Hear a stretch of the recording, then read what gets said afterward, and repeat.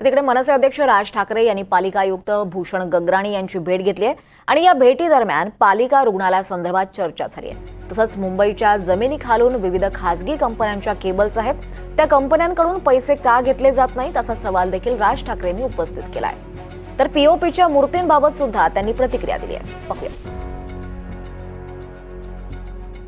मुंबई शहराच्या जमिनीखालून जाणाऱ्या ज्या केबल्स आहेत, मग त्या रिलायन्सच्या असतील, अदानीच्या असतील किंवा इतर ज्या काही आहेत, आज मुंबई महानगरपालिकेची एकूणच आर्थिक परिस्थिती काही चांगली नाही आणि अशा परिस्थितीमध्ये त्यांच्याकडनं येणारे जे पैसे आहेत ते महानगरपालिका का घेत नाही आहे आणि त्यांनी आता सांगितलं की तो राज्य सरकारने निर्णय केलेला आहे। परंतु मला असं वाटतं की आत्ता आयुक्तांकडनं राज्य सरकारला ते त्या प्रकारचं पत्र जाईल आणि महानगरपालिकेला मिळणारे जे पैसे आहेत ते घालवू नयेत महानगरपालिकेने, अशी आमची।